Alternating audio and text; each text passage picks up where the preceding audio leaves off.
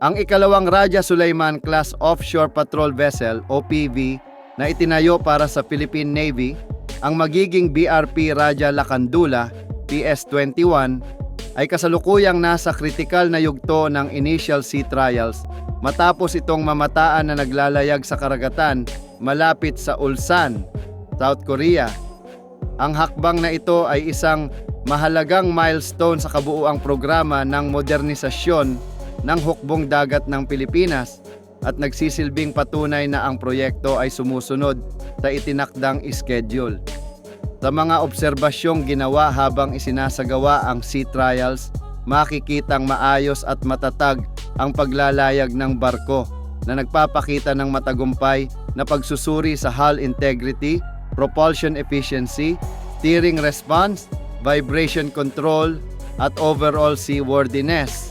Ang mga paunang pagsubok na ito ay layong tiyakin na ang barko ay kayang mag-operate sa iba't ibang kondisyon ng dagat mula sa kalmadong karagatan hanggang sa mas mahirap na sea state na kritikal para sa operasyon sa malawak na karagatan ng Pilipinas.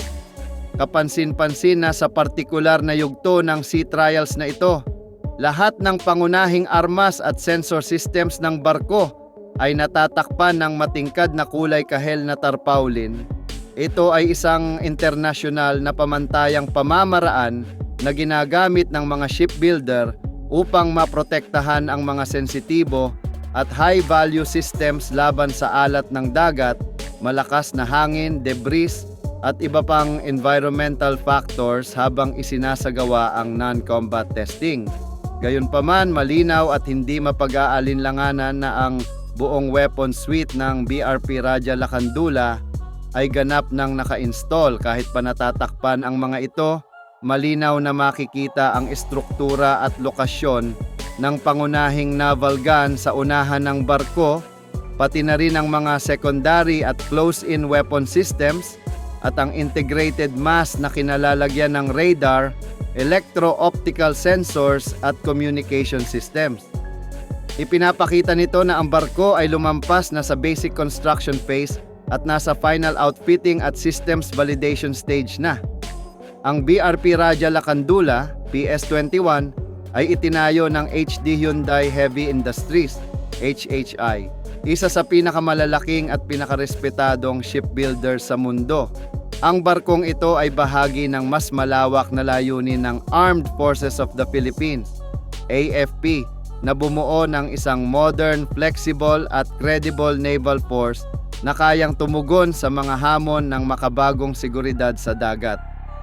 Bilang isang offshore patrol vessel, ang Raja Sulaiman class ay idinisenyo hindi lamang para sa tradisyonal na military roles, kundi pati na rin para sa maritime law enforcement, intelligence surveillance and reconnaissance, ISR, search and rescue operations, humanitarian assistance and disaster response, HADR, at protection of critical sea lanes. Ang multi-role capability na ito ay lalong mahalaga para sa Pilipinas, isang bansang may higit sa 7,600 isla at isa sa pinakamalalawak na exclusive economic zones, EEZ, sa rehiyon.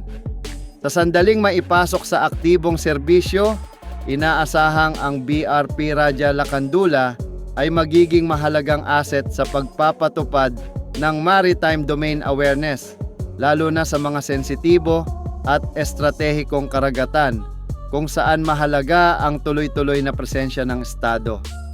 Ang modernong sensors at weapons integration nito ay magbibigay sa Philippine Navy ng mas mataas na kakayahang mag-monitor, mag-deter, at kung kinakailangan, tumugon sa mga banta sa soberanya ng bansa.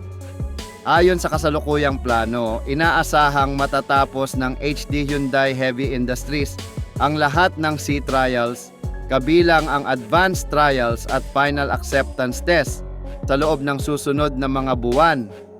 Matapos ang matagumpay na pagkumpleto ng mga pagsusuring ito, target na maihatid ang BRP Raja Lacandula sa Pilipinas sa unang quarter ng 2026.